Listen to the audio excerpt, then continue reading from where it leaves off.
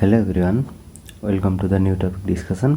आज हामी डिस्कस गरौँ general endocrinology and hormone action. यो टपिकमा चाहिँ हाम्रो डिफ्रेन्ट क्वेसनहरू सोधिरहेको हुन्छ। हाम्रो करिकुलममा भनिएको हुन्छ जस्तो classification of hormones and second messenger systems जस्तो जी प्रोटिन, साइक्लिक एमपी, यिनीहरूले चाहिँ कसरी काम गर्छ भन्ने कुराहरू चाहिँ हुन्छ। फर्स्टमा क्लासिफिकेसन गर्ने र सेकेन्ड मेसेन्जर सिस्टमले मेकानिजम के हो भन्ने कुराहरू पास्ट इयर क्वेसनमा यसरी क्वेसन सोधिएको हुन्छ है त। जी प्रोटिन कपल रिसेप्टरले कसरी काम गर्छ, त्यसै गरी हाम्रो एक्सनको आधारमा कसरी क्लासिफाई गर्ने र कुनै पनि स्पेसिफिक हर्मोनले कसरी काम गर्छ भन्ने कुराहरू। एउटा के कुरा बुझ्नुपर्छ भन्दाखेरि हामीले जुन based on their mechanism of action भन्छ नि, यसको क्लासिफाई जसरी गर्छौँ नि, यो क्लासिफाई गर्दाखेरि यो हर्मोन जहाँनिर पर्छ त्यो बेस्डको क्लास जुन छ त्यही क्लासको जुनसुकै हर्मोनले पनि सेम बेसिसमा चाहिँ काम गर्छ भन्ने कुराहरू बुझ्नुपर्छ है त। हामी डिस्कस गर्दै जाऊँ, अहिले बुझ्न सकिन्छ क्लियरली। यहाँनिर के हुन्छ त भन्दाखेरि classification of hormone. Classification of hormone कसरी गर्ने भन्दाखेरि based on chemical nature and mechanism of एक्सनको आधारमा हामीले के गर्छौँ, क्लासिफिकेसन गर्छौँ। हर्मोन्स आर केमिकल मेसेन्जर हो सेक्रेटेड बाई इन्डोक्राइन ग्ल्यान्ड। इन्डोक्राइनले सेक्रेटेड गर्ने केमिकल मेसेन्जरलाई हामीले के भन्छौँ त, हर्मोन भन्छौँ। र release directly into the blood and act on specific target cells having appropriate receptor. Each हर्मोनको के हुन्छ त, एउटा एप्रोप्रिएट रिसेप्टर हुन्छ। कहाँ हुन्छ, secreted by endocrine gland, release directly into blood and act on specific target cells having appropriate receptor. Classification कसरी गर्ने, बेस्ड अन केमिकल नेचरको आधारमा। फर्स्टमा according to Harper's illustrated biochemistry, मैले यो रेफरेन्सहरू लगेको।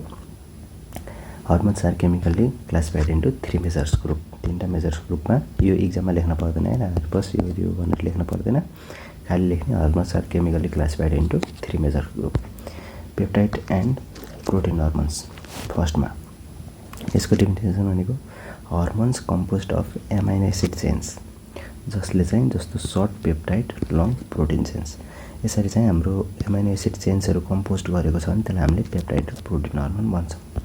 क्यारेक्टरिस्टिक के हुन्छ यिनीहरूको, वाटर सोल्युबल हुन्छ, stored in secretory granules, can not stores lipid membrane cross गर्न सक्दैन, एक्ट बाई सेल सर्फेस रिसेप्टरमा गएर चाहिँ यसले के गर्छ त, एक्ट गर्छ। यसको सर्ट हाफ लाइफ हुन्छ। यो भयो क्यारेक्टरिस्टिक। यसको इक्जाम्पल के भन्दाखेरि हाइपोथालामिक जस्तो टिआरएच, जिएनआरएच, सिआरएचहरू। यो त के भयो त, हाइपोथालामिक भयो। र पिट्युटरी के भयो, ग्रोथ हर्मोन, टिएसएच, एसिटिएच, एफएचएच, एलएच, प्रोल्याक्टिनहरू चाहिँ पिट्युटरी हर्मोन। र पेनक्रियाटिक हर्मोन इन्सुलिन, ग्लुकागोन, सोमेटोस्ट्याटिन, अदर्स पिटिएच, क्याल्सिटोनिन, एडिएच, अक्सिटोनिन। यिनीहरू चाहिँ के भयो त भन्दाखेरि प्रोटिन र हाम्रो पेप्टाइड हर्मोन्सहरू भयो है त। हाम्रो एमनेमिक के याद गर्ने भन्दाखेरि mnemonic P⁻3 hot picks. P⁻3 भन्नाले पेप्टाइड, प्रोटिन र पोलार हर्मोन हुनुभयो होइन। र हट भन्नाले हाइपोथालामस, अक्सिटोनिन, टिएसएच होइन। त्यसपछि पिक्स भन्नाले प्रोल्याक्टिन, इन्सुलिन, जिएच र सोमेटोस्ट्याटिन। यसरी इक्जाम्पलहरू याद गर्न पनि सकिन्छ है त। नेक्स्ट हाम्रो स्टेरोइड हर्मोन्स। स्टेरोइड हर्मोन्सलाई के भन्ने हो त भन्दाखेरि हर्मोन्स डिराइभ फ्रम कोलेस्ट्रोल। जुन हर्मोनलाई चाहिँ हामीले कोलेस्ट्रोलबाट डिराइभ गरेको हुन्छौँ त्यसलाई हामीले स्टेरोइड हर्मोन भन्छौँ। प्रोटिनबाट डिराइभ भएको छ, एमाइनो एसिड चेनबाट डिराइभ भएको छ भने पेप्टाइड र प्रोटिन हर्मोन भन्यो। र कोलेस्ट्रोलबाट डिराइभ भएको छ भने त्यसलाई हामीले स्टेरोइड हर्मोन भन्यौँ। त्यसको क्यारेक्टरिस्टिकहरू के हुन्छ भन्दाखेरि लिपिड सोल्युबल हुन्छ, नट स्टोर्ड, सिन्थेसाइज्ड अन डिमान्डको आधारमा सिन्थेसाइज हुन्छ, स्टोर हुँदैन, cross cell membrane easily cross गर्न सक्छ, bind intracellularly, cytosolic or nuclear रिसेप्टरमा गएर के हुन्छ त, बाइन्ड हुन्छ। हाफ लाइफ चाहिँ यसको के हुन्छ, लङ हुन्छ। यहाँ चाहिँ के थियो भन्दाखेरि सेल सर्फेसमा गएर रिसेप्टरमा गएर बाइन्ड हुन्छ प्रोटिन पेप्टाइडहरू भने, लिपिड चाहिँ के हुँदो रहेछ त, इन्ट्रासेलुलरली काम गर्दो रहेछ रिसेप्टरमा गएर। इक्जाम्पल भनेको adrenal cortex, cortisol, aldosterone, gonads, estrogen, progesterone, testosterone, प्लासेन्टामा एस्ट्रोजेन र प्रोजेस्टेरोन, भिटामिन डी, क्याल्सिट्रोइलहरूलाई चाहिँ के गर्दो रहेछ त भन्दाखेरि स्टेरोइड हर्मोनभित्र पर्दो रहेछ। र सिड प्याड भनेको छ। सिड प्याड भन्नाले sex hormone, estrogen, aldosterone, testosterone, progesterone, androgens र डेक्सामेथाजोन्स सिन्थेटिकहरू चाहिँ के हुँदो रहेछ त, इक्जाम्पलहरू याद गर्ने न्युमेरिक रहेछ भन्ने कुराहरू बुझ्नु पऱ्यो। र हाम्रो एमाइनो एसिड डेराइभ्ड हर्मोन्स एउटा भयो peptide and protein hormones, next भयो हाम्रो कोलेस्ट्रोलबाट डेराइभ भएको चाहिँ जुनलाई भन्यौँ हामीले स्टेरोइड हर्मोन, र थर्ड भयो हाम्रो एमाइनो एसिड डेराइभ्ड हर्मोन।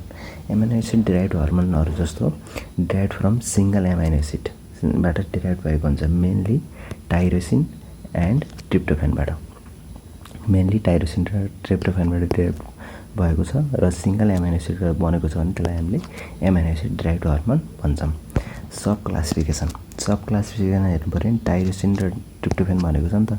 एउटा भयो टाइरोसिन ड्राइभलाई हामीले क्याटाकोलामाइन्स, इपिनेफ्रिन, नरएपिनेफ्रिन, डोपामिन र थाइरोइड हर्मोन्स T3 र T4 यो के हो, टाइरोसिन डेराइभ्ड भयो। र ट्रिप्टोफेन डेराइभ्ड भन्यो भने मेलाटोनिनहरू चाहिँ के भयो त, ट्रिप्टोफेन डेराइभ्ड भयो। यिनीहरूको प्रपर्टिज के हुन्छ भन्दाखेरि क्याटाकोलामाइन छ भने चाहिँ वाटर सोल्युबल हुन्छ, सेल सर्फेस रिसेप्टरमा काम गर्छ भने थाइरोइड हर्मोन चाहिँ लिपिड सोल्युबल हुन्छ र न्युक्लियर रिसेप्टरमा गएर काम गर्छ भन्ने कुराहरू बुझ्नुपर्छ है त। एमाइनो एसिड भए पनि क्याटाकोलामाइन छ भने चाहिँ वाटर सोल्युबल हुन्छ, सेल सर्फेसमा जान्छ। जस्तो इक्जाम्पल हेऱ्यौँ भने हामीले क्याटाकोलामाइनको हेऱ्यो भने इपिनेफ्रिन, नरएपिनेफ्रिन, डोपामिनहरू, र त्यसै गरी हामीले क्याटाकोलामाइनको पनि थाइरोइड हर्मोनहरू हेऱ्यौँ भने लिपिड सोल्युबल हुन्छ, न्युक्लियर, जस्तो थाइरोइड अनि T3 र T4ले चाहिँ के हुन्छ त, लिपिड सोल्युबल र न्युक्लियरमा गएर रिसेप्टरमा गएर एट्याच गरेर काम गर्दो रहेछ है त। यसरी हामीले बुझ्न सकिन्छ। त्यसपछि हामीले classification based on mechanism of action, mechanism of एक्सनको आधारमा कसरी हर्मोनलाई क्लासिफिकेसन गर्न सकिन्छ भन्ने कुराहरू। जस्तो हो एकर्डिङ टु, अब यो हामीले सोर्स भयो, टु प्रिन्सिपल मेकानिजमको आधारमा चाहिँ हामीले के गर्न सक्छौँ, क्लासिफिकेसन गर्न सक्छौँ। Hormones acting by cell surface रिसेप्टरको आधारमा एक्टिङ गर्नेबाट चाहिँ हामीले के गर्छौँ त, क्लासिफाई गर्छौँ। सेकेन्ड मेसेन्जर मेकानिजम भन्छौँ जसलाई चाहिँ। एप्लिकेबल टु पेप्टाइड हर्मोन्स, क्याटाकोलामाइन्समा चाहिँ के हुन्छ त, यो एप्लिकेबल हुन्छ। जनरल मेकानिजम के हुन्छ यिनीहरूको भन्दाखेरि हर्मोन्स बाइन्ड टु मेम्ब्रेन रिसेप्टरसँग के हुन्छ त, बाइन्ड हुन्छ। र एक्टिभेसन अफ जी प्रोटिन, यो सेकेन्ड मेसेन्जर सिस्टमको एज अ होल है त। एक्टिभेसन अफ जी प्रोटिन र formation of second messenger system चाहिँ त्यो फर्मेसन गर्छ र प्रोटिन काइनेज एक्टिभेट गरेर सेलुलर रेस्पोन्स देखाउँछ। यो भयो हाम्रो hormones acting by cell surface receptor है त। अब के हुन्छ त भन्दाखेरि अब इट्स चाहिँ जाम है त, हामी इट्स चाहिँ जाम अब इक्जाममा लेख्दाखेरि कसरी लेख्ने भन्ने कुराहरू। मेकानिजम अफ हर्मोन एक्सनको आधारमा क्लासिफिकेसन गर भनेर सोधेको थियो नि त हामीलाई स्पेसल्ली। सो हामीले त्यसरी लेख्दाखेरि कसरी डिस्क्राइब गर्ने भन्ने कुराहरू सर्टकटली जाम। यो चाहिँ सर्टली भयो, हामीले यसलाई चाहिँ डिटेल मेकानिजम चाहिँ पछि डिस्क्राइब गर्छौँ है त, यो चाहिँ कन्फ्युज नहुनु। अब के हुन्छ त भन्दाखेरि यो जनरल मेकानिजम भयो। अब के हुन्छ, टिपिकल्ली पेप्टाइड हर्मोन्स एन्ड क्याटाकोलामाइन्स यसमा पऱ्यो, क्यानट क्रस सेल मेम्ब्रेन, यिनीहरूले क्रस गर्न सक्दैन र एक्ट बाई सेकेन्ड मेसेन्जर सिस्टमको रूपमा काम गर्छ है त। यसमा कुन पर्छ, एउटा पर्छ cyclic AMP mediated mechanism.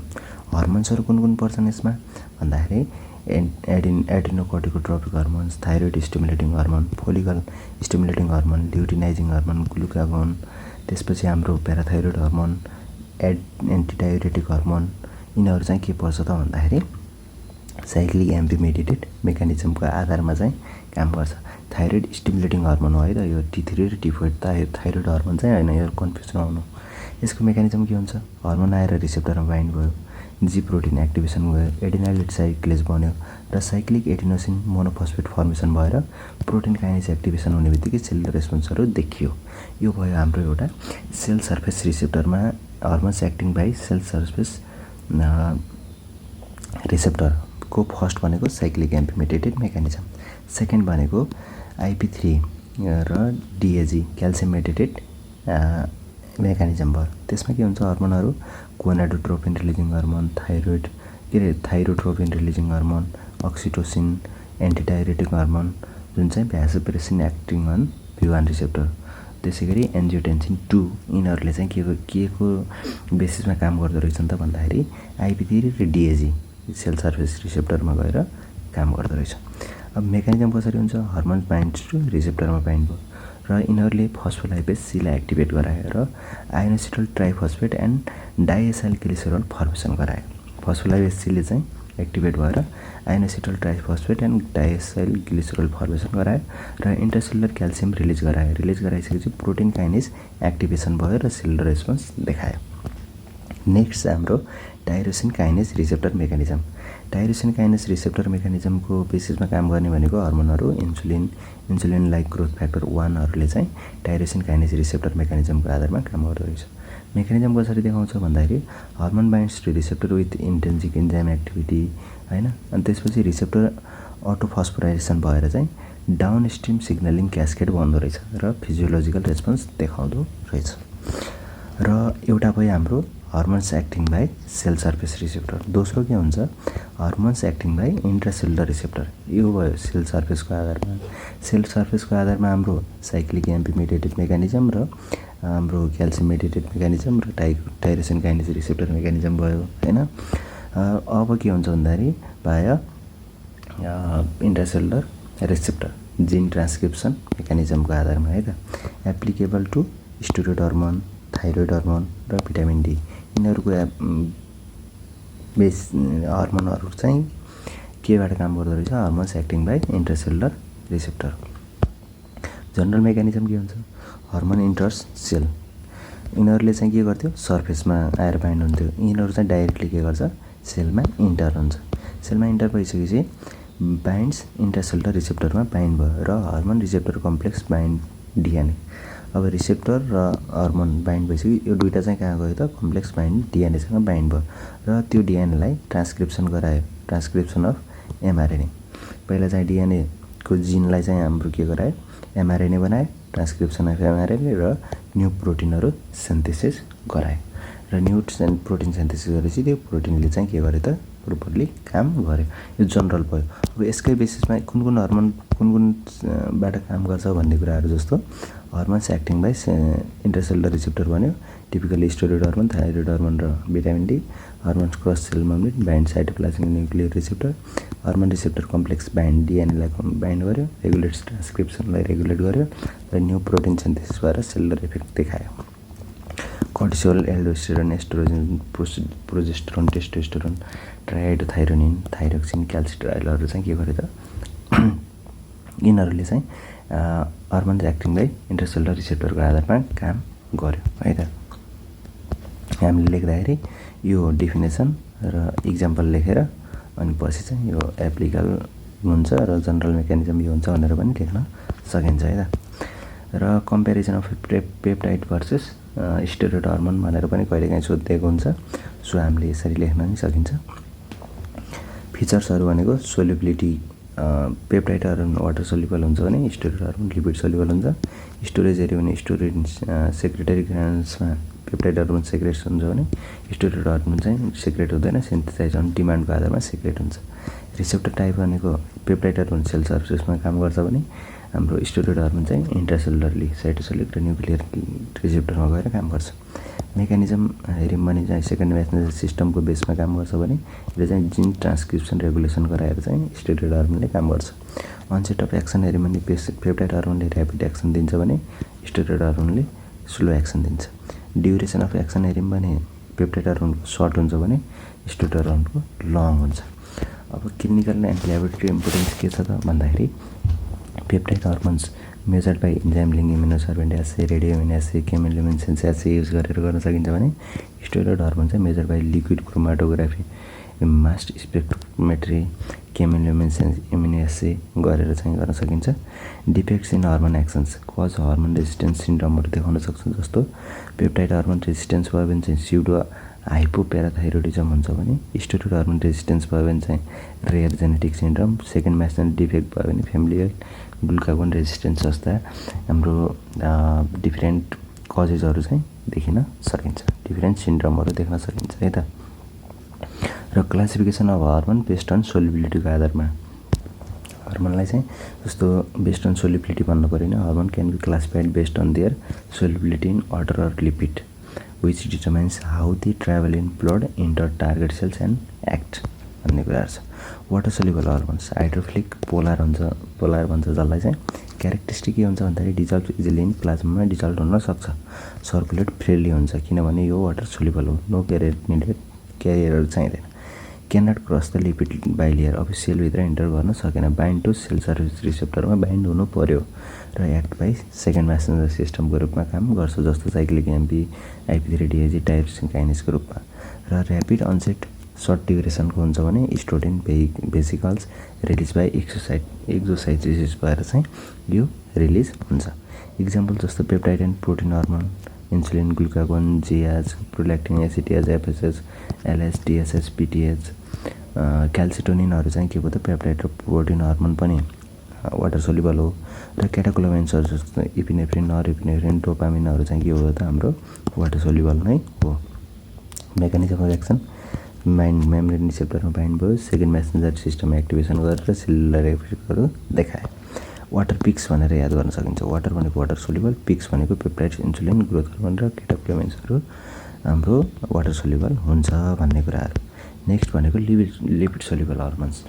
Lipid soluble hormones जस्तो हाइड्रोफोबिक र नन पोलर भन्छ जसलाई चाहिँ क्यारेक्टरिस्टिक के हुन्छ, poorly soluble in plasma, requires carrier प्रोटिन्सहरू चाहिन्छ यिनीहरूलाई सर्कुलेट हुन, एल्बुमिन र ग्लोबुलिन क्यारियर प्रोटिनमा बाइन्ड भएर मात्रै सर्कुलेट गर्छ र यिनीहरूले चाहिँ cross cell membrane easily cross गर्छ, बाइन्ड्स इन्टरसेलुलर रिसेप्टरमा बाइन्ड गर्यो र साइटोप्लाज्मिक अर न्युक्लियर रिसेप्टरमा गएर बाइन्ड गरेर काम गर्छ। एक्ट बाई जिन ट्रान्सक्रिप्सन गएर एक्ट गर्छ, स्लो अनसेट र लङ ड्युरेसनको हुन्छ, स्टोर हुँदैन, सिन्थेसाइज अन डिमान्डको आधारमा चाहिँ सिन्थेसाइज हुन्छ। इक्जाम्पल कुन पऱ्यो, steroid hormone cortisol, aldosterone, estrogen, progesterone, टेस्टोस्टेरोनहरू पऱ्यो भने थाइरोइड हर्मोनहरू T3 र T4 पऱ्यो, vitamin D calcitriol, retinoic acid, vitamin A derivative पऱ्यो चाहिँ के पऱ्यो त भन्दाखेरि लिपिड सोल्युबल हर्मोनहरूमा पऱ्यो। मेकानिजम अफ एक्सन हेऱ्यौँ भने त्यही नै हो, hormone diffuse into cell binds receptor, hormone receptor complex binds DNA, transcription of specific genes र न्यू प्रोटिन सिन्थेसिस भयो। लिपिड स्टार्ट भनेर याद गर्दा नै हुन्छ, लिपिड भनेको लिपिड सोल्युबल, स्टार्ट भनेको स्टेरोइड, थाइरोइड, रेटिनोइक एसिड र टेस्टोस्टेरोनहरू भन्न सकिन्छ है त। अब यति कुराहरू हामीले क्लासिफिकेसनमा पढ्यौँ। अब के गर्छौँ हामीले, इच हर्मोनले जस्तो यो भनेको थियो नि explain mechanism of action, mechanism of action कसरी काम गर्छ त भन्दाखेरि त्यो सिग्नलिङ पाथवेहरू कसरी सिग्नलिङ पाथवे आउँछ र कसरी काम गर्छ भन्ने कुराहरू चाहिँ अब हामी नेक्स्ट सेसनमा डिस्कस गर्छौँ। So keep supporting, thanks for watching.